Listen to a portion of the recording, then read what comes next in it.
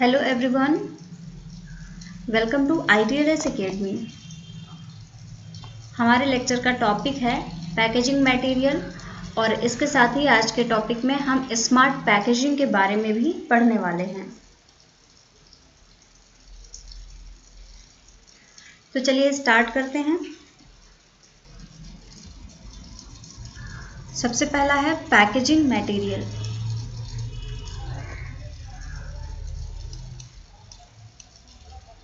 Principal क्या है packaging material का? Packaging can be described as the materials used for the protection, preservation and presentation of food products. Packaging क्या होता है? Packaging का मतलब होता है कि कोई भी ऐसा मटेरियल जिसको कि यूज़ किया जा रहा है for the purpose of protection, preservation के लिए यूज़ किया जा रहा है या फिर किसी भी फूड प्रोडक्ट के प्रेजेंटेशन के लिए यूज़ किया जा रहा है कि हमारी ये जो पैकेजिंग है उस पर डिस्क्राइब्ड है और पैकेजिंग बताती है कि किस तरीके का प्रोडक्ट उस पैकेजिंग के अंदर है।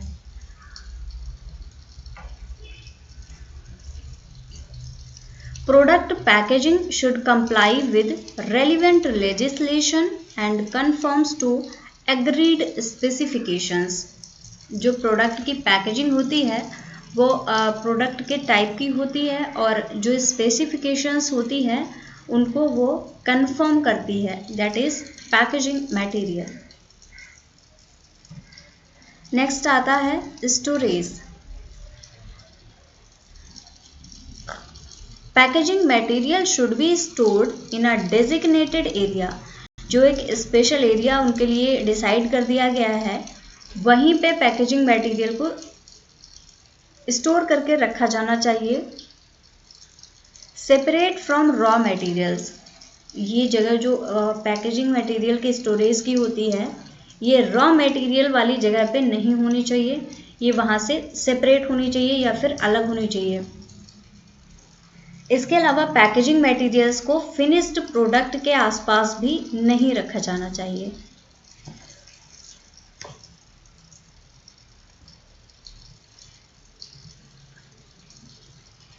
If open containers are not stored in external packaging, अगर जो external packaging है उसके लिए open containers को नहीं स्टोर किया जा रहा है, then where possible they should be inverted to minimize the risk of product contamination. तो जहाँ भी पॉसिबल हो वहाँ पे कोशिश करना चाहिए कि ये जो कंटेनर्स हैं इनको इन्वर्ट करके या उल्टा करके रखा जाए ताकि जो भी प्रोडक्ट है उसके कंटेमिनेशन को मिनिमाइज किया जा सके।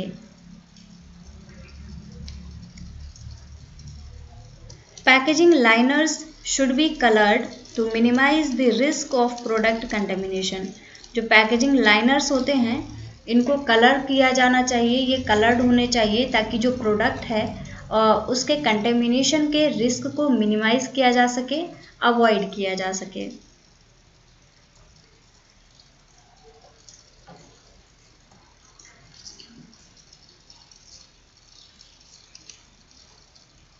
पैकेजिंग मटेरियल कंसिस्ट ऑफ, जो पैकेजिंग मटेरियल होता है उसमें क्या क्या चीज़ें होती हैं।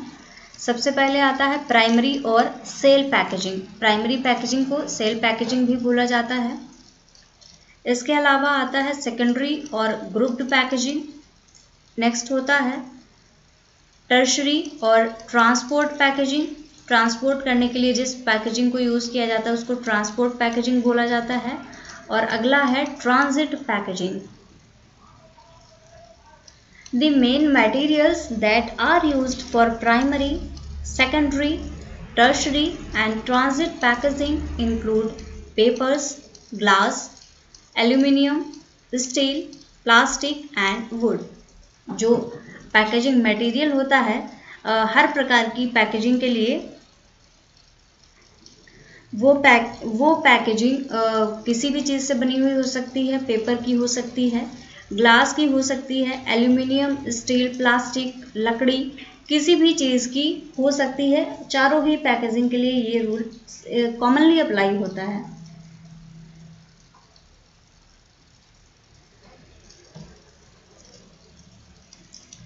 Packaging material should be suitable for the food they contain. जो भी फूड है जो कि पैक किया जा रहा है, पैकेजिंग मटेरियल उनके लिए सुटेबल होना चाहिए। And should be inert during packaging. Packaging के दौरान जब पैकिंग की जा रही है उस टाइम पे ये फूड इनर्ट होना चाहिए, या फिर अगर प्रोसेसिंग के दौरान पैकिंग हो रही है, स्टोरेज हो रहा है, डिस्ट्रीब्यूशन हो रहा है, तो उस टाइम पे ये जो पैकिंग है उसको इनर्ट होना चाहिए। And in preparation by the consumers for consumption, for example microwaving और cooking in the pack. Packaging specifications should be developed and approved for all packaging materials. जो पैकेजिंग के स्पेसिफिकेशंस होते हैं ये हर प्रकार के पैकेजिंग मटेरियल के लिए डेवलप किए जाने चाहिए, अप्रूव किए जाने चाहिए। पैकेजिंग स्पेसिफिकेशंस में be provided by the customers. ये जो स्पेसिफिकेशंस होते हैं ये कस्टमर्स प्रोवाइड कर सकते हैं, क्योंकि वो यूज़ कर रहे हैं तो उन्हें अच्छे से पता है कि किस तरीके की पैकिंग बेटर हो सकती है। Specially where own label branded products are being supplied और are originated by the manufacturer. जब खुद का लेबल करके जहाँ पे खुद का ब्रांड कोई भी मैन्युफैक्चरर बेच रहा है, सप्लाई कर रहा है, तो उस केस में पैकिंग के जो स्पेसिफिकेशंस हो सकते हैं वो कस्टमर्स के द्वारा लिए जा सकते हैं। अगला आता है packaging specifications should contain the following informations as appropriate. कुछ इंफॉर्मेशंस हैं जैसे कि supplier name and address and manufacturing site name and address if these are different. जो पैकेजिंग है अगर सप्लायर का नेम है, एड्रेस है, वो होना चाहिए, और इसके साथ साथ में मैन्युफैक्चरिंग साइट का नेम भी होना चाहिए। अगर दोनों चीज़ें अलग अलग हैं, अगर सप्लायर का नेम और मैन्युफैक्चरिंग साइट दोनों ही सेम है तो एक साथ में ही वो वहाँ पे प्रेजेंट हो सकता है। अगला आता है मटेरियल कंपोजिशन होना चाहिए पैकेजिंग में। Packaging dimensions including thickness and gauge. Packing की कितनी थिकनेस है, कितनी गहराई है, ये सारी चीज़ें भी होनी चाहिए। Specific storage and handling requirement, किस तरीके से स्टोर करना है, किस तरीके से हैंडल करना है, ये सारी चीज़ें भी होनी चाहिए। For example temperature and humidity, ये मेन स्टोरेज कंडीशंस होती हैं और इनको तो ज़रूर ही मेंशन किया जाना चाहिए पैकेजिंग पे। सिंगल और डबल स्टैकिंग ये भी होनी चाहिए।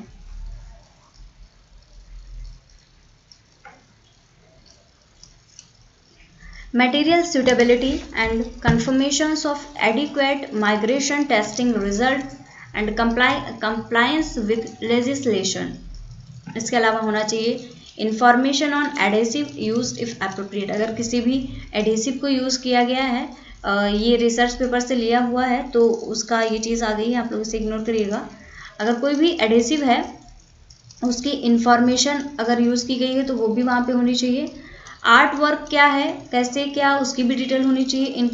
इंक्लूडिंग साइज ऑफ लेटरिंग, किस तरीके के लेटर को यूज़ किया गया है।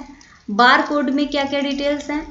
Marketing and form assurance, logos and colour standards, ये सारी चीज़ें पैकेजिंग स्पेसिफिकेशन में इंक्लूड होनी चाहिए।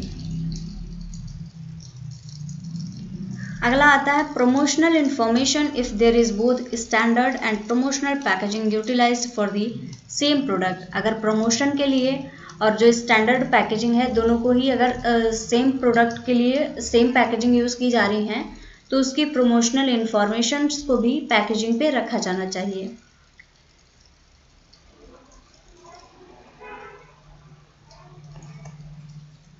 अगला आता है retail trays where possible should not be stored outside. जो रिटेल ट्रेस होती हैं इनको आउटसाइड स्टोर नहीं करना चाहिए।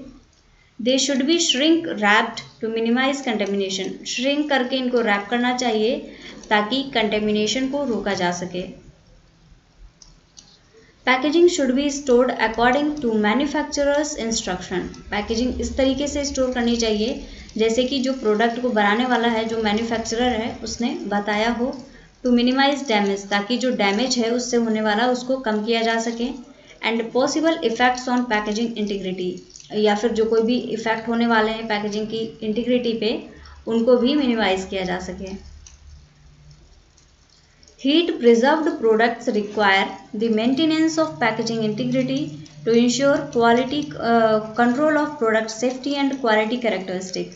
जो हीट प्रिजर्व्ड प्रोडक्ट होते हैं उनके लिए ज़रूरत होती है मेंटेनेंस की, ताकि जो पैकेजिंग की इंटीग्रिटी है उसको इंश्योर किया जा सके, क्योंकि जब पैकेजिंग प्रॉपर होगी तभी हीट प्रिजर्व्ड प्रोडक्ट सेफ रहेंगे और उनकी जो कैरेक्टरिस्टिक्स हैं, जो क्वालिटी है, वो मेंटेन रह पाएगी।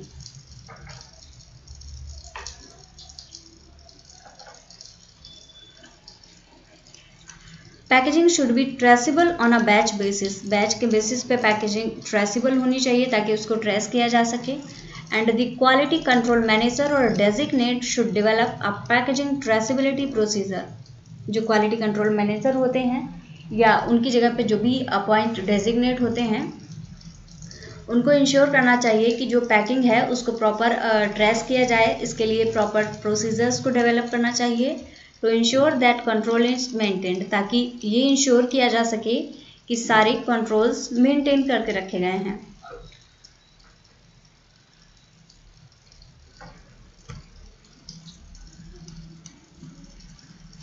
The EC Directive on Packaging Waste, that is 9462 EC, aims to reduce the volume of packaging waste. ये एक डायरेक्टिव बना है जो पैकेजिंग का वेस्ट होता है उसको रिड्यूस करने के लिए, ताकि उसके जो पैकेजिंग है उसके वॉल्यूम को कम किया जा सके, ताकि पैकेजिंग वेस्ट को मिनिमाइज किया जा सके। Going to landfill sites by setting target for the recovery and recycling of packaging waste. तो इसके लिए प्रोसीजर्स डेवलप किए जा सकते हैं जिसमें कि जो पैकेजिंग मटेरियल है उसकी रिकवरी कर ली जाए या फिर रिसाइकल कर लिया जाए पैकेजिंग वेस्ट को। इससे जो वॉल्यूम है पैकेजिंग वेस्ट जो कि लैंडफिल्स में जाएगा तो उसको रिड्यूस किया जा सकेगा।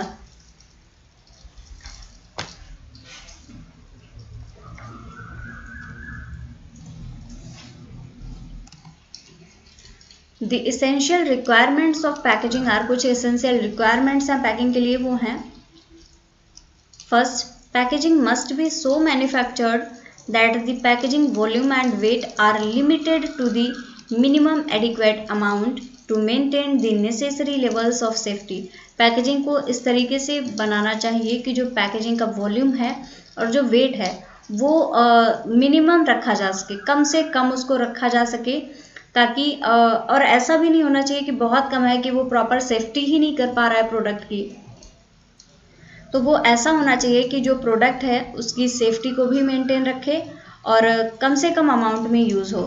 इसके अलावा hygiene and acceptance for the packed product and for the consumers. इसके अलावा वो पैकिंग ऐसी होनी चाहिए जो कि प्रॉपर हाइजीनिक हो और जो प्रोडक्ट को कंज्यूम कर रहे हैं, जो सप्लाई चेन में कंज्यूमर्स हैं, वो भी उसको एक्सेप्ट कर सकें और जो पैकिंग में जो पैक्ड प्रोडक्ट है उसको कंज्यूमर्स के द्वारा एक्सेप्ट किया जा सके।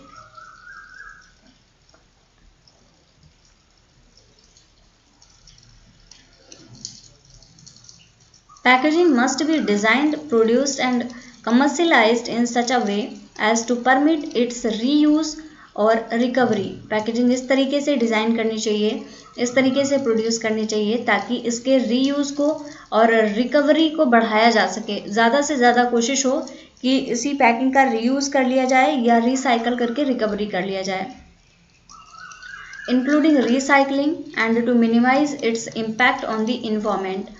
रिसाइकलिंग इसलिए भी ज़रूरी हो जाती है ताकि जो पैकेजिंग मटेरियल से अगर इन्वायरमेंट में कोई भी बैड इफ़ेक्ट पड़ रहा है या कोई भी इम्पैक्ट पड़ रहा है तो उसको भी मिनिमाइज़ किया जा सके। व्हेन पैकेजिंग वेस्ट और residues from packaging waste management operations are disposed of. जब पैकेजिंग को डिस्पोज किया जा रहा है या जो पैकिंग है जब वो लैंडफिल्स में पहुंचती है तो वो किसी तरीके की कोई हानि ना पहुंचा सके, इसका भी बहुत ध्यान रखा जाना चाहिए।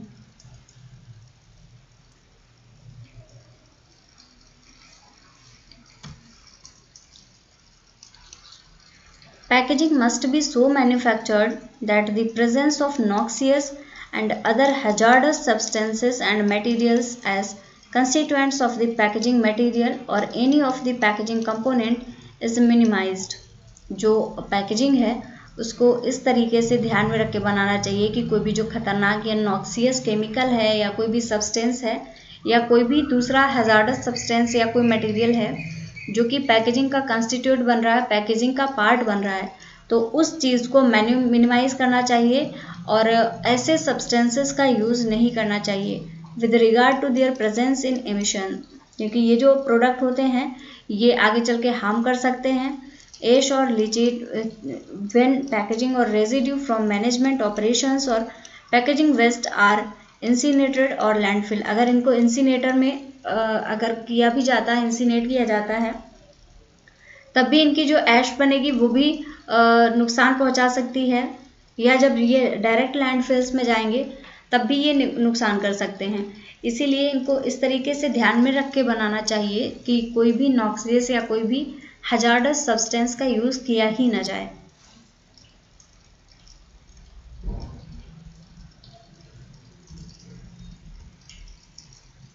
अब आता है स्मार्ट पैकेजिंग। प्रिंसिपल की अगर बात करें, smart packaging can be described as packaging systems that have enhanced functionally when compared to standard types of packaging। Smart packaging इस तरीके से होती हैं कि जो पैकेजिंग सिस्टम उनका होता है वो उनकी जो पैकेजिंग का टाइप है उसके स्टैंडर्ड्स या उनकी फंक्शनैलिटी को बढ़ा देता है।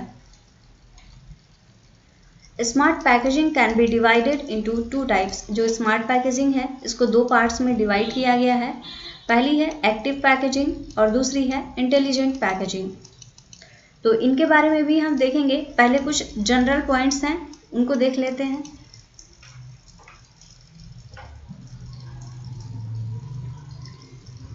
The terms smart packaging, intelligent packaging and active packaging have gained widespread use in the food manufacturing sector।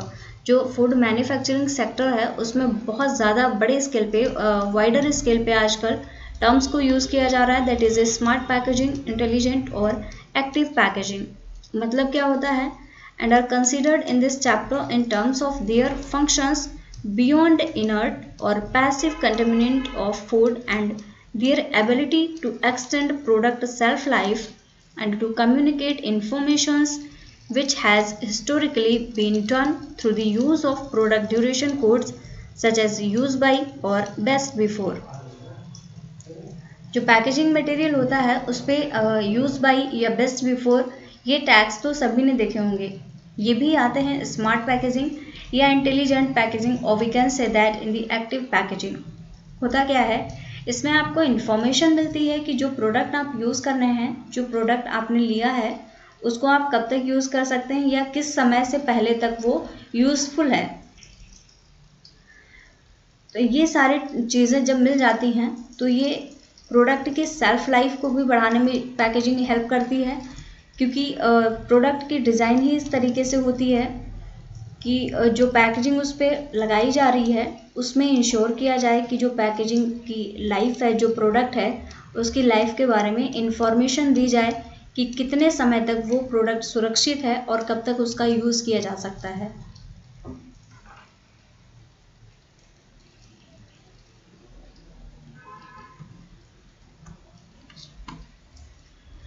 Regulation EC number 450/2009 provides the following definitions। जो रेगुलेशन EC नंबर 450 है 2009 का, उसमें कुछ definitions दी गई हैं। The very first is active materials and articles, means materials and articles that are intended to extend the shelf life। जो active materials होते हैं या जो active articles होते हैं उनका मतलब ही ये होता है कि वो कुछ इस तरीके से प्रोडक्ट के साथ में इन्वॉल्व होते हैं कि वो उसकी सेल्फ लाइफ को एक्सटेंड करने में, सेल्फ लाइफ को बढ़ाने में मदद करते हैं, और टू मेंटेन और improve the conditions of packaged food. अगर सेल्फ लाइफ को नहीं भी वो एक्सटेंड कर पा रहे हैं तो एटलीस्ट उसकी जो क्वालिटी है, उसकी जो कंडीशंस हैं उनको मेंटेन करते हैं और उनके इम्प्रूवमेंट में अपना रोल प्रोवाइड करते हैं। They are designed to deliberately incorporate components that would release or absorb substances into or from the packaged food or the environment surrounding the food। वो उनको किस इस तरीके से डिज़ाइन ही किया जाता है कि वो या तो कुछ ऐसे सब्सटेंसेस को रिलीज करेंगे या फिर एब्जॉर्ब करेंगे जो पैकेज्ड फूड है उससे, ताकि उसकी क्वालिटी को मेंटेन करके रखा जा सके। और जो इन्वायरमेंट है, जो प्रोडक्ट के चारों तरफ जो पैकेजिंग के द्वारा प्रोवाइड किया गया इन्वायरमेंट है, वो भी एक स्टेराइल इन्वायरमेंट हो, ताकि क्वालिटी को या कैरेक्टरिस्टिक्स जो फूड की ओरिजिनल कैरेक्टरिस्टिक्स हैं उन पे कोई भी इफेक्ट ना पड़े।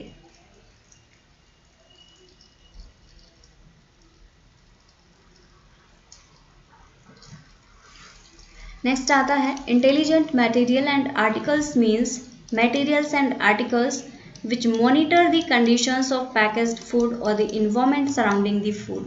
ये जो कंडीशंस हैं पैकेज्ड फूड को, उसको मॉनिटर भी करते हैं एज वेल एज इन्वायरमेंट को।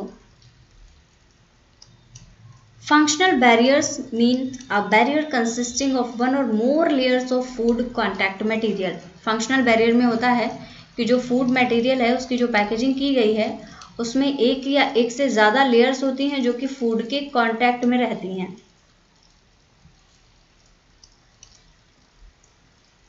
Releasing active materials and articles are those active materials and articles designed to deliberately incorporate components that would release substances into or onto the packaged food or the environment surrounding the food। जो active materials होते हैं, release होते हैं, वो क्या करते हैं, components incorporate उनके साथ में हो जाते हैं जो प्रोडक्ट है, और कुछ ऐसे सब्सटेंसेस को रिलीज करते हैं या तो पैकेजिंग के अंदर या पैकेजिंग के बाहर, ताकि फूड की क्वालिटी को मेंटेन किया जा सके। नेक्स्ट है released active substances are those substances intended to be released from the releasing active material. Released active substances ऐसे सब्सटेंसेस होते हैं जो कि एक्टिव मटेरियल्स के द्वारा रिलीज किए जाते हैं। एंड आर्टिकल्स इनटू और on to the packaged food, या तो पैकेज्ड फूड के अंदर या फिर पैकेज्ड फूड के बाहर। और the environment surrounding the food, या फिर जो फूड को सराउंड करता हुआ जो इन्वायरमेंट है उसमें भी ये कुछ ऐसे सब्सटेंसेस को रिलीज करेंगे। And fulfilling the purpose in the food, और उनका जो मोटिव है जिसके लिए उनको उस फूड प्रोडक्ट की पैकेजिंग में इंस्टॉल किया गया है वो उस पर्पस को फुलफिल करेंगे।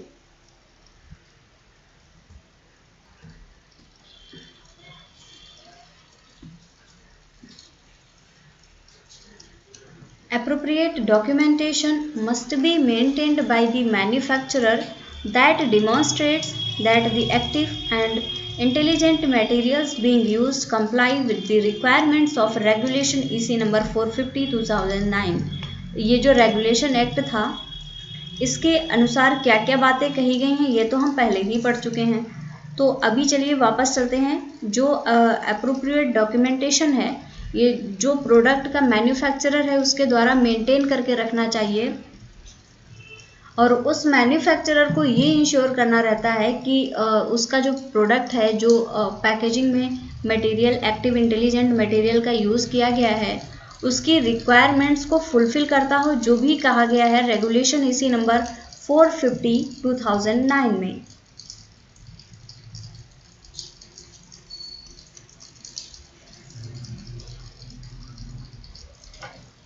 Active packaging is a packaging system with functionality whereby the product, the packaging, and the external environment interact to modify the conditions of the packed material with features such as moisture control, absorption of liquid or oxygen, or the release of preservatives and other forms of shelf-life extensions। अभी तक हम ये देख रहे थे कि जो packaging material है वो कुछ सब्सटेंसेस को, एक्टिव सब्सटेंसेस को रिलीज करता है। ये पैकेजिंग के अंदर भी हो सकते हैं, पैकेजिंग के बाहर भी हो सकते हैं, या फिर जिस इन्वायरमेंट में फूड है उस इन्वायरमेंट में भी हो सकते हैं। तो अब बात आती है कि कौन कौन सी चीज़ें वो एक्टिव पैकेजिंग रिलीज करती है। तो उन सब्सटेंसेस में आ सकता है मॉइस्चर, कि वो मॉइस्चर को रिलीज कर रही है, या फिर जो फूड से कोई लिक्विड का सिक्रीशन हो रहा है या ऑक्सीजन बन रही है वहाँ पे तो उसको एब्जॉर्ब कर रही है, या फिर प्रिजर्वेटिव्स का रिलीज कर रही हो वो पैकेजिंग, ताकि जो फूड प्रोडक्ट है उसकी सेल्फ लाइफ को बढ़ाया जा सके। सेल्फ लाइफ क्या होती है, उस प्रोडक्ट के खराब होने की जो अवधि होती है उसको बढ़ाया जा सके।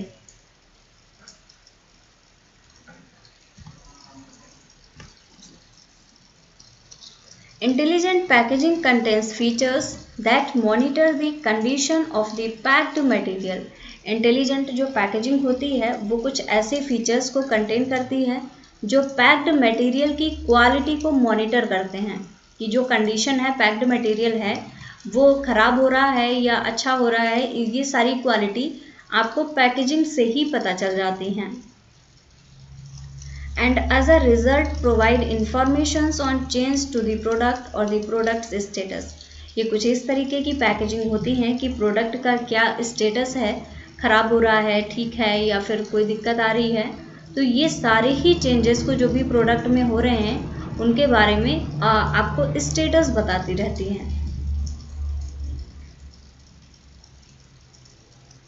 They should not release packaging system constituents into the food। लेकिन पैकेजिंग पे ये ध्यान रखना होता है कि कोई भी पैकेजिंग सिस्टम का पार्ट जो चीज़ पैकिंग में इंक्लूड की गई है उसको वो फूड में रिलीज ना कर दें। कोई भी पैकेजिंग सिस्टम का कॉन्स्टिट्यूएंट है वो एनी हाउ फूड में ना पहुंच जाए।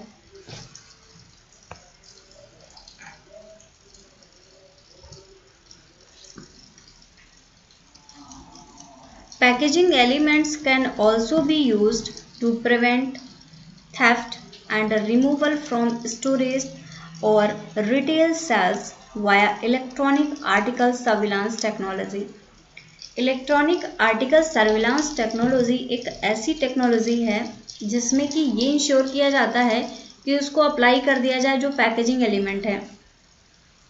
अब उन एलिमेंट्स पे अगर इलेक्ट्रॉनिक आर्टिकल सर्विलांस लगा दिया जाता है तो वो चोरी की जो घटनाएं हैं, जो स्टोरेज में रखा गया है प्रोडक्ट, वहाँ से अगर कोई रिमूवल कर रहा है तो वो भी उसकी भी इंफॉर्मेशन पहुँचा देंगी, या जो रिटेल सेल्फ्स हैं वहाँ से अगर कोई वहाँ प्रोडक्ट के साथ में छेड़छाड़ कर रहा है तो ये सारी इंफॉर्मेशन इलेक्ट्रॉनिक आर्टिकल सर्विलांस के द्वारा जो क्वालिटी कंट्रोल मैनेजर हैं या जो मैन्युफैक्चरर हैं वहाँ तक ये पहुँच जाएंगी।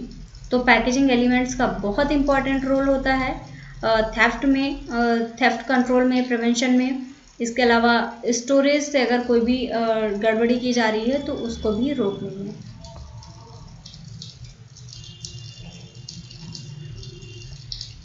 So thank you guys for watching this session. अगर आप कोर्स को ज्वाइन करना चाहते हैं तो आप विज़िट करिए हमारी वेबसाइट ITLS Academy को, या फिर आपको लिंक मिल जाएगा डिस्क्रिप्शन में, वहाँ से लिंक पे क्लिक करके आप डायरेक्टली कोर्स को ज्वाइन कर सकते हैं।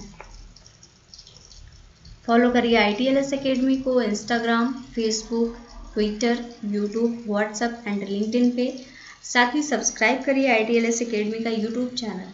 अगर आप चाहें तो गूगल प्ले स्टोर से ITLS Academy के ऐप को भी डाउनलोड कर सकते हैं। So thank you very much for watching. Like this video, share with your friends and also subscribe to our YouTube channel. For any help or query, you can call us on our helpline number 7080-833-450. So thank you very much. Thank you very much again for watching this session.